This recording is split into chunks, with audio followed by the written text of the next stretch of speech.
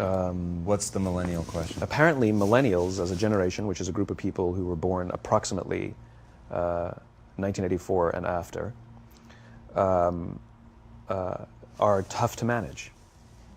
And they're accused of being entitled and narcissistic and self-interested, unfocused, lazy. But entitled is the big one. And because they confound leadership so much, what's happening is leaders are asking the millennials, what do you want? And millennials are saying, we want to work in a place with purpose, love that. We want to make an impact, you know, whatever that means. We want free food and beanbags. And so somebody articulates some sort of purpose, there's lots of free food and there's beanbags, and yet for some reason they're still not happy. And that's because they're missing, there's a missing piece. What I've learned is that I can break it down into 4 pieces, right? There are four things, 4 characteristics. One is parenting, the other one is technology, the third is impatience, and the fourth is environment. The generation that we call the millennials, too many of them grew up subject to, not my words, failed parenting strategies, you know? Where, for example, they were told that they were special all the time. They were told that they could have anything they want in life, just because they want it, right?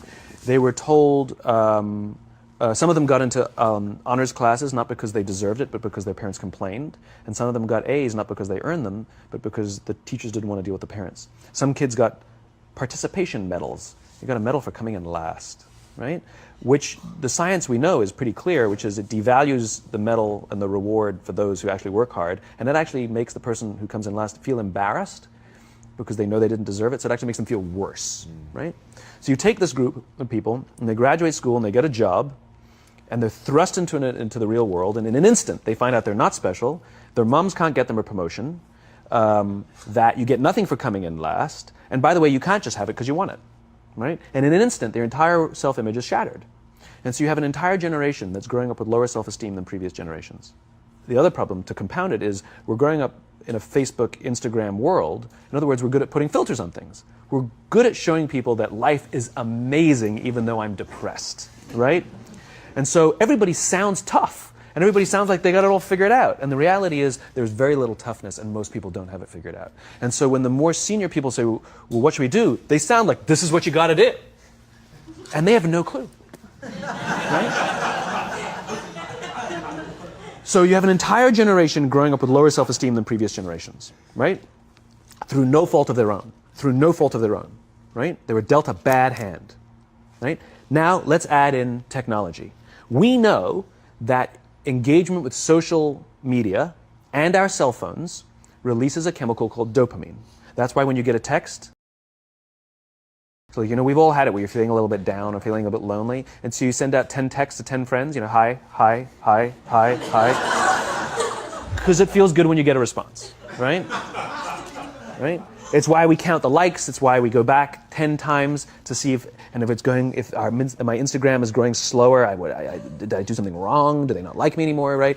The trauma for young kids to be unfriended, right? Because we know when you get a hit of dopamine, which feels good. It's why we like it. It's why we keep going back to it. Dopamine is the exact same chemical that makes us feel good when we smoke, when we drink, and when we gamble. In other words, it's highly, highly addictive. Right? We have age restrictions on smoking, gambling, and alcohol, and we have no age restrictions on social media and cell phones, which is the equivalent of opening up the liquor cabinet and saying to our teenagers, hey, by the way, this adolescence thing, if it gets you down. But that's basically what's happening. That's basically what's happening, right? That's basically what happened. You have an entire generation that has access to an addictive, numbing chemical called dopamine through social media and cell phones as they're going through the high stress of adolescence. Why is this important? Almost every alcoholic discovered alcohol when they were teenagers. When we're very, very young, the only approval we need is the approval of our parents. And as we go through adolescence, we make this transition where we now need the approval of our peers. Very frustrating for our parents, very important for us. It allows us to acculturate outside of our immediate families into the broader tribe. right? It's a highly, highly stressful and anxious period of our lives, and we're supposed to learn to rely on our friends. Some people, quite by accident, discover alcohol and numbing effects of dopamine to help them cope with the stresses and anxieties of adolescence. Unfortunately, that becomes hardwired in their brains, and for the rest of their lives, when they suffer significant stress, they will not turn to a person, they will turn to the bottle. Social stress, financial stress, career stress, that's pretty much the primary reasons why an alcoholic drinks, right? What's happening is, because we're allowing unfettered access to these dopamine-producing devices and media, basically it's becoming hardwired, and what we're seeing is, as they grow older, too many kids don't know how to form deep, meaningful relationships. Their words, not mine. They will admit that many of their friendships are superficial. They will admit that their friends, that they don't count on their friends, they don't rely on their friends, they have fun with their friends, but they also know that their friends will cancel on them as something better comes along. Deep, meaningful relationships are not there because they never practice the skill set, and worse, they don't have the coping mechanisms to deal with stress. So when significant stress starts to show up in their lives, they're not turning to a person, they're turning to a device, they're turning to social media, they're turning to these things which offer temporary relief. We know, the science is clear, we know that people who spend more time on Facebook suffer higher rates of depression than people who spend less time on Facebook, right? These things balanced. Alcohol is not bad, too much alcohol is bad. Gambling is fun, too much gambling is dangerous, right? There's nothing wrong with social media and cell phones. It's the imbalance, right? If you're sitting at dinner with your friends and you're texting somebody who's not there, that's a problem. That's an addiction.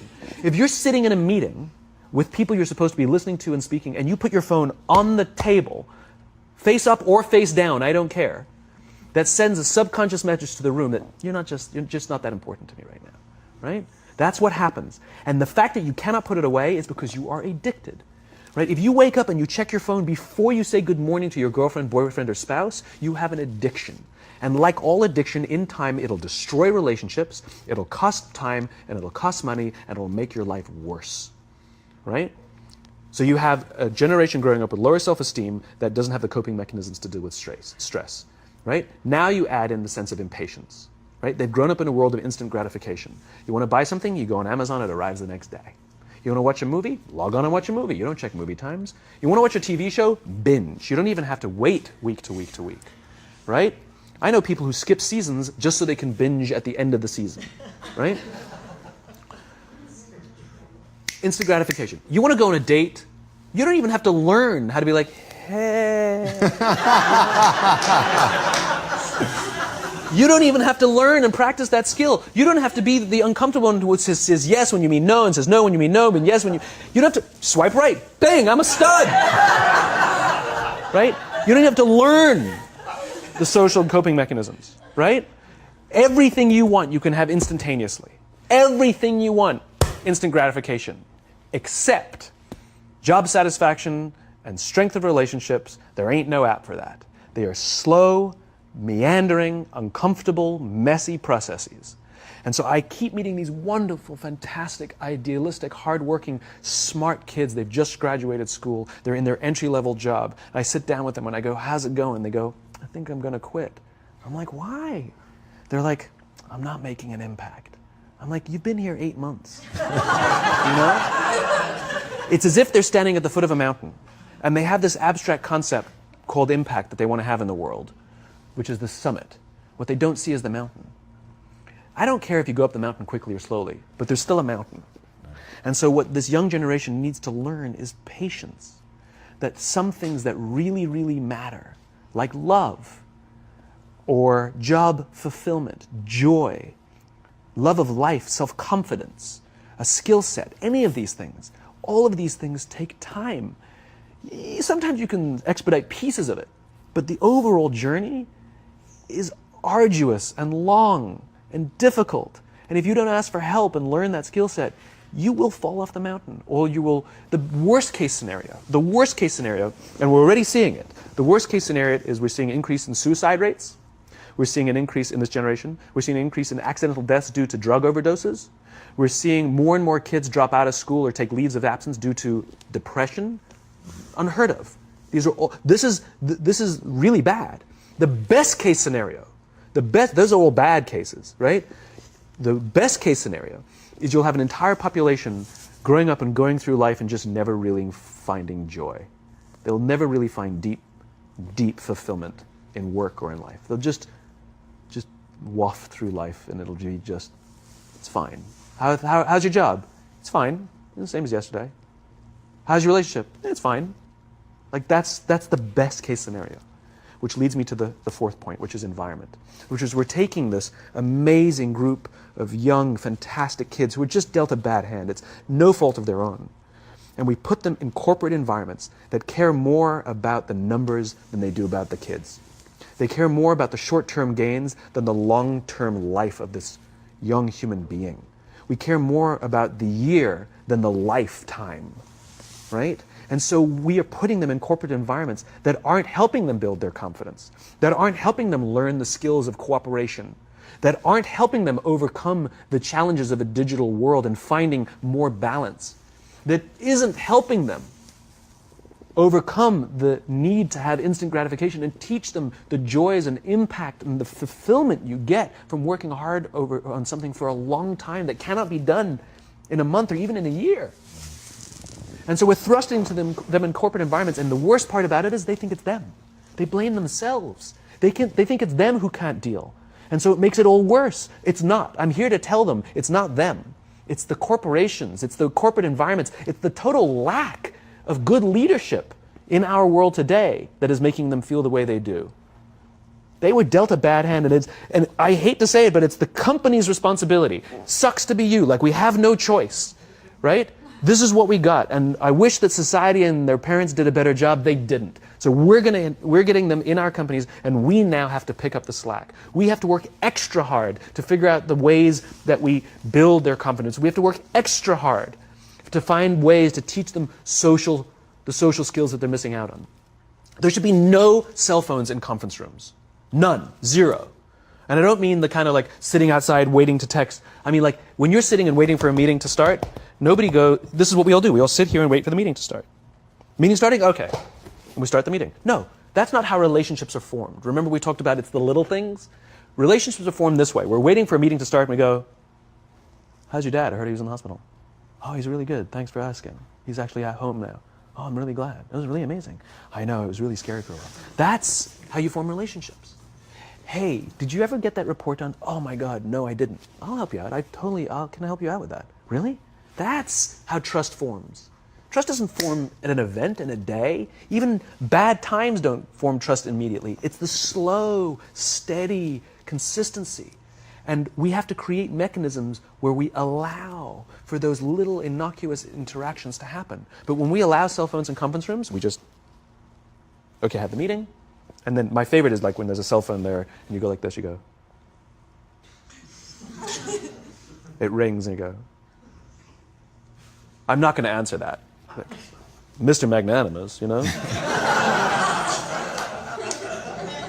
When you're out for dinner with your friends, like, I do this with my friends. When we're going out for dinner and we're leaving together, we'll leave our cell phones at home. Who are we calling? Maybe one of us will bring a phone in case we need to call an Uber or take a picture of our meal. Goes without saying, come on. I mean, I'm an idealist, but I'm not insane. You know? Not a heathen. I mean, it looked really good. We'll take one phone. And so it's like an alcoholic. The reason you take the alcohol out of the house is because we cannot trust our willpower. We're just not strong enough. But when you remove the temptation, it actually makes it a lot easier. And so when you just say, don't check your phone, people literally will go like this. And somebody will go to the bathroom, and what's the first thing we do? Grab the phone. Because I wouldn't want to look around the restaurant for a minute and a half, you know? But if you don't have the phone, you just kind of enjoy the world. And that's where ideas happen. The constant engagement is not where you have innovation and ideas. Ideas happen when our minds wander and we go, and you see something, I bet they could do that. That's called innovation, right? But we're taking away all those little moments, right? You should not, and none of us should charge our phones by our beds. We should be charging our phones in the living rooms, right? Remove the temptation. You wake up in the middle of the night because you can't sleep, you won't check your phone, which makes it worse. But if it's in the living room, it's relaxed, it's fine. But it's my alarm clock. Buy an alarm clock. They cost $8, right? I'll buy you an alarm. Simon, thank you again My so pleasure. much for sharing with My us. pleasure. Man. This Thank you was very, very much. really beautiful.